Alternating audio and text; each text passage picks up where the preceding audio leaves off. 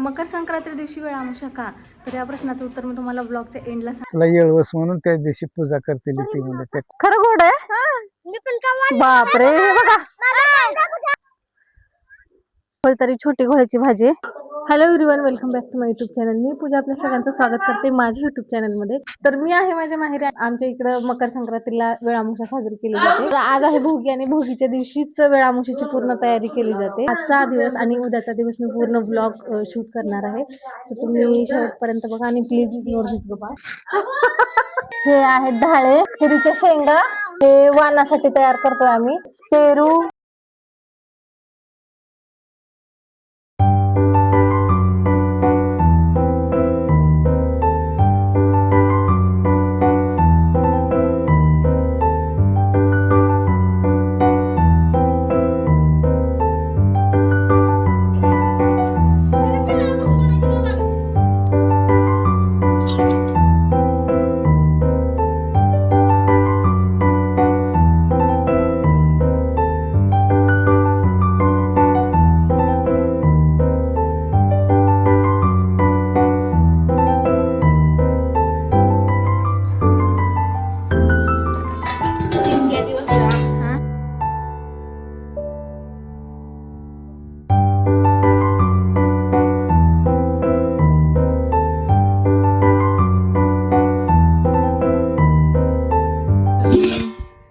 ही गव्हाची खीर आहे. हा खिचडा, कांद्याच्या पातीची भाजी, कानवले आणि दिवे पांडवांसमोर पाजळणारे, मेथीची भाजी, गाजराची भाजी, वांग्याची भाजी, भजी. आता आहे डाळ, आंबील.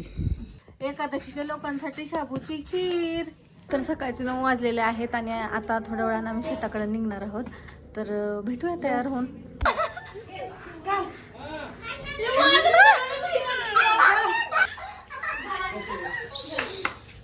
आता वाजले आहेत 11 आणि आम्ही जातो शेताकडे. तो ब्लॉग मध्ये कंटिन्यू राहा, कारण पूजा वगैरे कशी केली, वेळामुषा कशी साजरी केली जाते हे सगळं तुम्हाला बघायला भेटणार आहे. आणि मकर संक्रांती दिवशी वेळामुषा का? तर या प्रश्नाचं उत्तर मी तुम्हाला ब्लॉगच्या एंडला सांगणार आहे. सो ब्लॉग मध्ये कंटिन्यू राहा.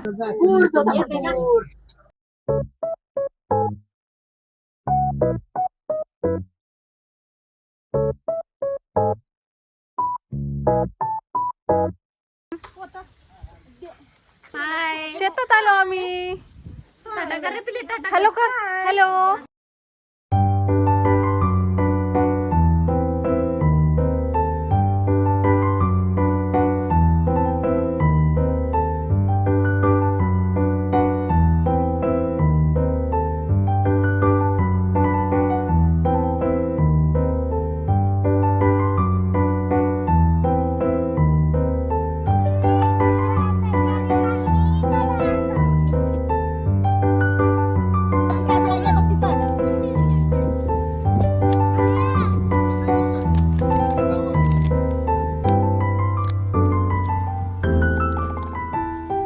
त्याच्यात सगळं घालतात वाटतं ना चर शिपायला.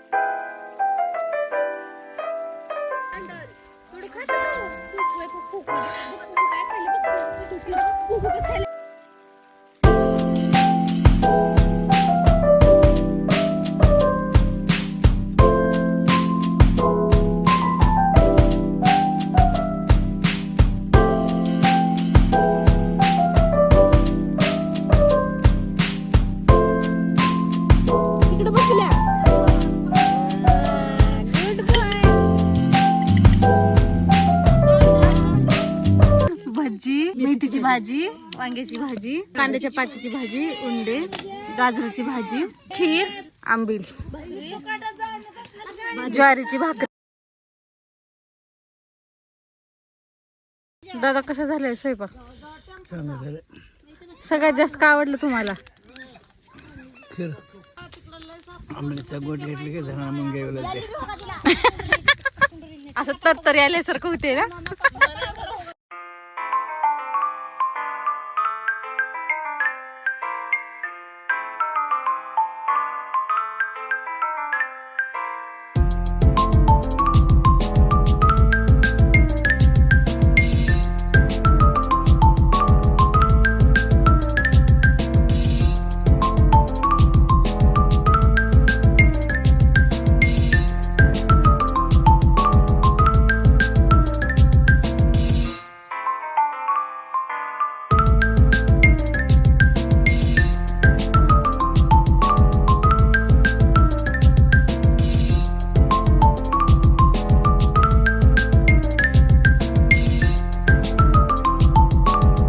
लेकरांनी जनावरांच्या गोठ्यामध्ये जाऊन मस्तपैकी पिसा गोळा करून आणलेले आहेत. पिसा म्हणजे जनावरांच्या अंगावर असतात, ते चिटकून बसतात स्किनला आणि ते चावत असतात, भयंकर चावतात, रक्त पित असतात आणि ते चावल्यानंतर 10 ते 15 मिनिट माणसाच्या अंगाला नुसती खाज सुटत असते.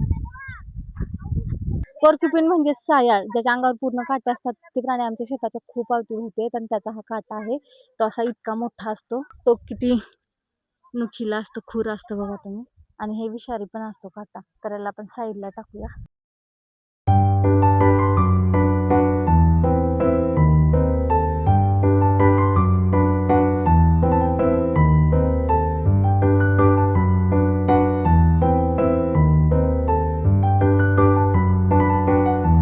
पिकल्या चिंचा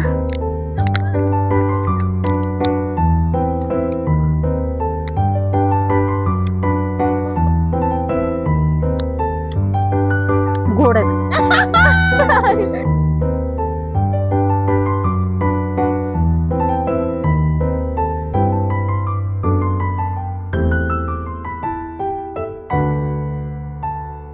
इथं ऊस होता आमच्या पप्पांचा, तो रिसेंटलीच कारखान्याला घातलेला आहे आणि आता परत तो ऊस छोटा छोटा फुटायला लागलाय. इथंच परत आता नवीन ऊस येणार. ते चंदनाचं झाड आहे. चंदनाचं झाड ज्यावेळेस मोठं होते, चंदनाच्या झाडाचं खोड इतकं मोठं होते की त्याच्यामध्ये जो गाभा असतो तो त्या खोडामध्येच असतो. पण हे आणखी लहान आहे. अशी खूप सारे झाडं होते पण आता सध्या कमी झालेत.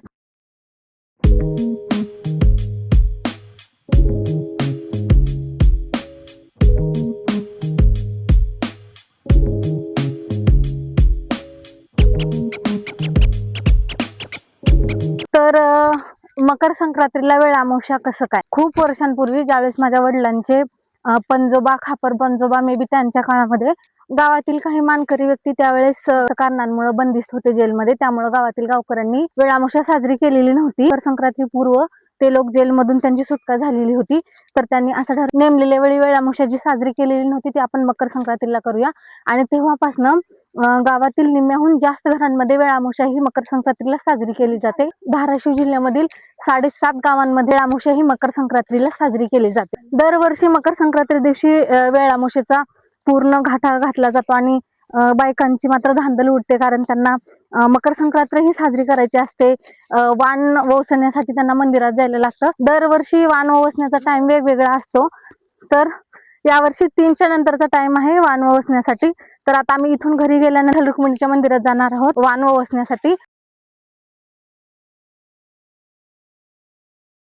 दीदी एक मिनट जनता आपसे जन्नत होती है आप उस देश को भूल सकते हैं क्या क्या भूल सकते हैं क्या भूल सकते हैं क्या मतलब? उन्होंने आपके साथ ऐसा किया क्या लगता है आपको पता नहीं, शायद किसी जन्म की दुश्मनी रही होगी मेरे साथ।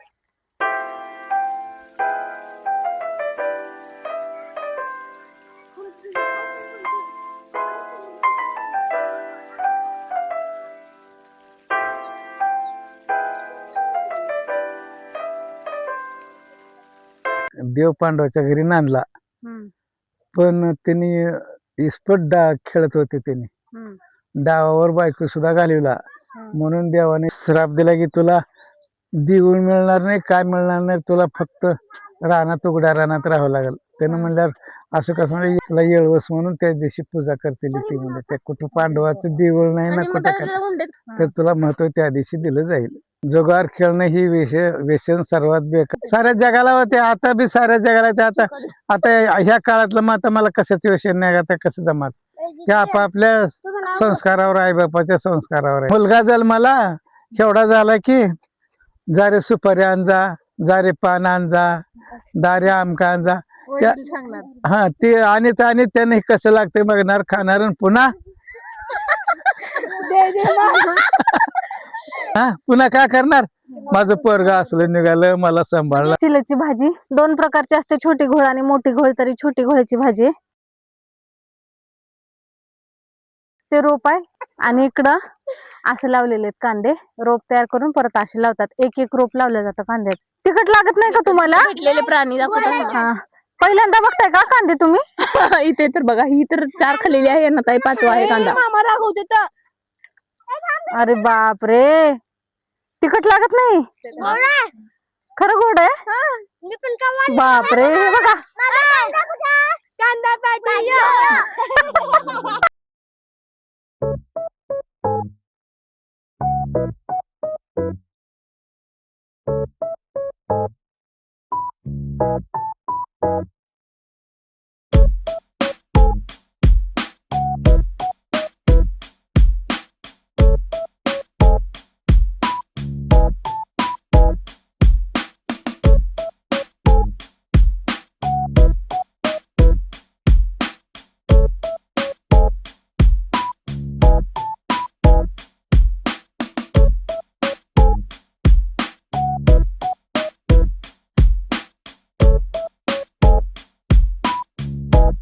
वेळामोशीचा शेवटचा टप्पा म्हणजे हा उत्तू दवडणे. ते दुधामध्ये तूप टाकून शिजवली. हा भात ज्या बाजूला उत्तू जातो त्या बाजूची शेती यावर्षी जास्त पिकणार अशी शेतकरी राजाची मान्यता असते. तर आणि आता पांडवांना याच भाताचा नैवेद्य असतो. नैवेद्य दाखवून नारळ फोडून घरी जायचं. तर तुम्हाला हा ब्लॉग आवडला असेल तर माझ्या चॅनलला सबस्क्राईब करा, लाईक करा, कमेंट करा, व्हिडिओ शेअर करा. आणि गावाकडची वेळामोशी ही अशी साजरी केली जाते, तितक्याच उत्साहाने, तितक्याच उल्हासाने आणि अतिशय मनापासून. Happy Makar Sankranti to all of you. So भेटूया नेक्स्ट ब्लॉग मध्ये. Stay happy, stay healthy, have a nice day.